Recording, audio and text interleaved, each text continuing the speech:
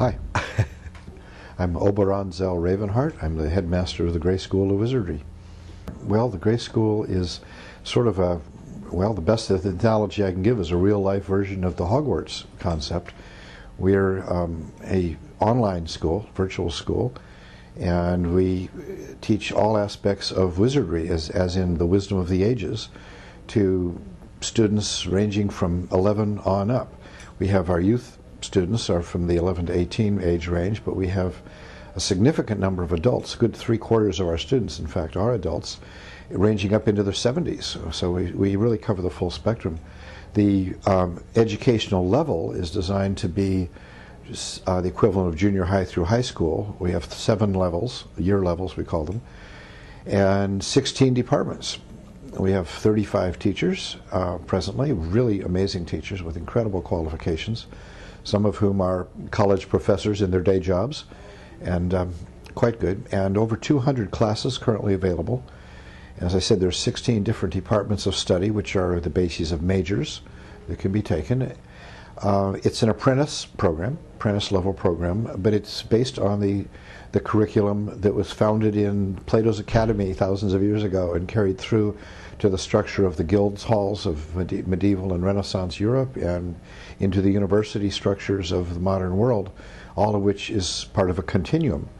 And so we teach the classics, you know, in addition to obvious magical type studies, which include, you know, everything from ritual construction to spell work. We also teach things like Latin and history, geography, archaeology, chemistry, which is part of the alchemy department, cosmic sciences under the cosmological, astrological thing. We teach both an integration of the magical and what is now called the scientific. Wizardry is about wisdom. I mean, a wizard is a wise one by definition, and this ties in directly with the concept of philosopher, which means lover of wisdom. And so we could say we're teaching philosophy, we're teaching what used to be called liberal arts in a sense, but we're teaching it in the way it was done before the separation of magic and science in the 1600s. So it's great stuff. It's great stuff, and it has an esoteric mystique that creates an enormous appeal to students. And we feel this is part of what's been the problem with a lot of the educational crisis that we read about today in the public education system. It's become seen by students as something that has no, you know, intrinsic esoteric mystique to it. Something everybody has access to. So where's the fun in that? And students consider it to be something boring, and they have to go. But if you look at the success of the Harry Potter saga, which is all based around a school, right? Why would a school be so enormously popular to be the best-selling books ever to young people? Well, it's because there's a mystique involved, you know, in teaching this stuff.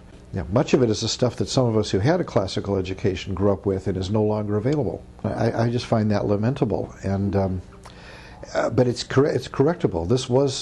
An education like this was not something that once upon a time was available to anybody. It was a special privilege to be able to go to an academy and to learn this kind of stuff. And I think that recreating such academies, which is what the Witch School is doing and what we're doing with the Gray School, is just an important contribution to education in the 21st century. And the internet has made this possible in an entirely new way, as it takes place itself in a magical realm in which anything is possible. And we have worldwide students and worldwide faculty, and the classes are always open. At any time that people plug in, there they are, right there. And it's a wonderful thing. The Gray School teaches wizardry. Yes. Does not have a religious base. Right. And could I have you speak to that for a little bit? Oh, sure. Well, this was something that we tried to point out in the grimoire, the establishment of the grimoire. There's lots and lots of books and classes and even online schools and courses that are available teaching magical arts of one sort or another, but all of them are tied into a religious foundation, usually witchcraft. Virtually every one is promoting and teaching a particular tradition of witchcraft, which is perfectly legitimate. But wizardry is not witchcraft. Witchcraft draws a lot from wizardry, certainly. There's, you know, a witch who is very capable and understanding should have a firm grounding in philosophy and history and the basics, in addition to things like herbalism and healing and spell work. But wizardry is, again, as I say, the wisdom of the ages, the Pythagorean mysteries, the teachings of Plato, and so on. It should go on.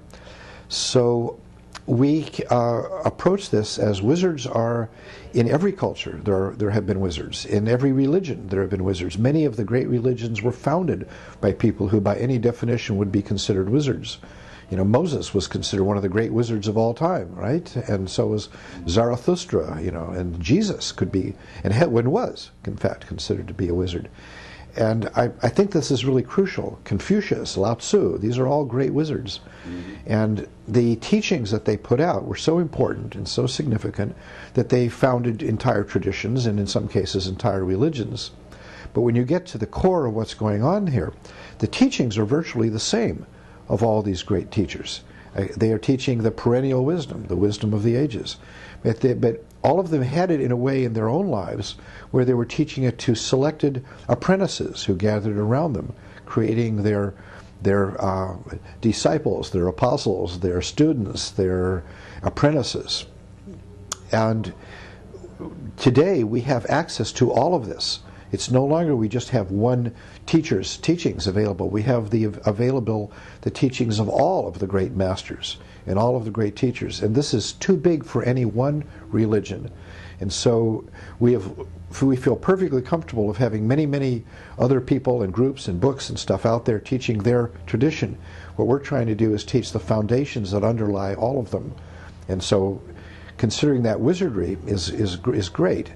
And what has paved the way for us, of course, has been not just the Harry Potter phenomenon, which is obvious, but also the popularity of wizards in other aspects of modern contemporary popular culture, such as Lord of the Rings and the Star Wars series, all of these things.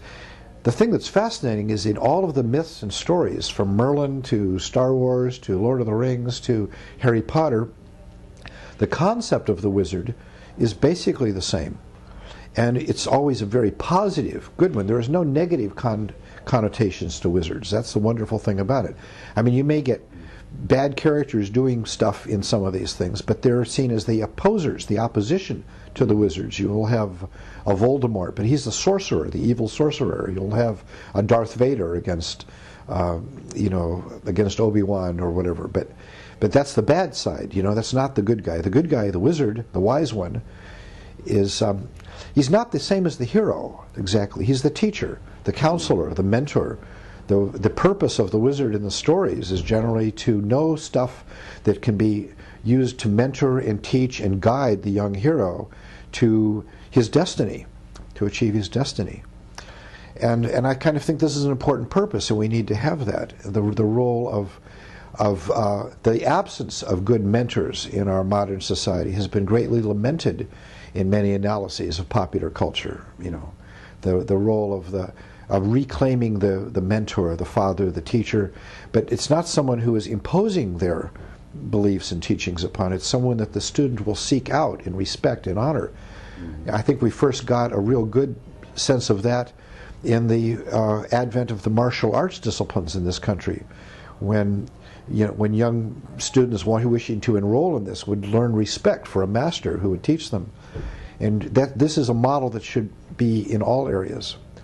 And so we follow this, and we do this. And so we choose the very best teachers, the very best models that we respect, who have dedicated their lives to their teachings and to the wisdom and to passing on their lineage and their heritage and the vast amount of knowledge that they've gained. And we are now turning to make this available to new generations of apprentices. Very true. Now, you're wearing your sparkly purple robe. Yes. And your Dumbledore hat. Yes. And your schoolmaster's cloak. Yes. And you've had a very distinct figure in the world. This is very obviously intentional. Yeah. I was wondering if you could speak to the construction of your image. Well, sure. No, not at all. Not at all. I think Terry Pratchett pointed this out very well in some of his stories. The pointy hat is an important part of the thing. Without the pointy hat, a wizard is just an old guy with a beard.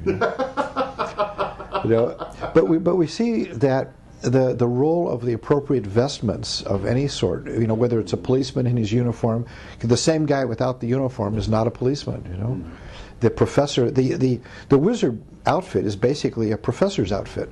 It's the standard professor's outfit from the Middle Ages to the Renaissance to the modern academy. If you go to a commencement exercise at a modern university, like Oxford or something, you'll see a whole bunch of people dressed exactly like this. I mean, that's kind of what we're talking about here. And it's a very good point. Not many people catch that. Right. Well, that really is absolutely true. This cloak here is an official British headmaster's cloak. It's made by a company that does academic gowns and uniforms. That's what it is, and it is a wizard's cloak, And so, I think to reclaim the image is an important part of it too. If you just show up in jeans and T-shirt, it's not the same thing. It's like titles of respect. In the Gray School, our teachers are called Professor so-and-so. They're not just called, Sam and Joe and Susie, And I'm addressed as the headmaster because that's appropriate. It changes the dynamic in an important way. It establishes a relationship of respect and honoring, and something that people can then aspire to.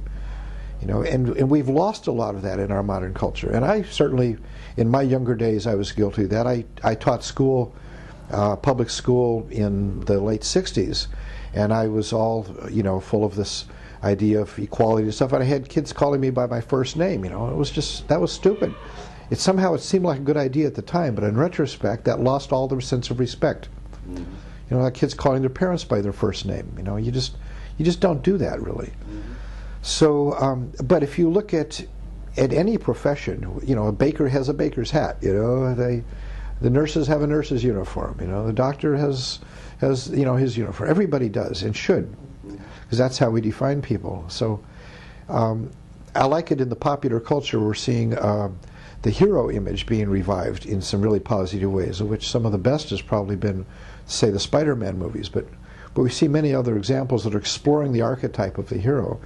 And an element of that is often the uniform, the costume, that sets them apart from their ordinary day-to-day life. So that's very true. And so we need to do this. And so I delight in having the vestments, the academic regalia, because that's what it is. This is academic regalia.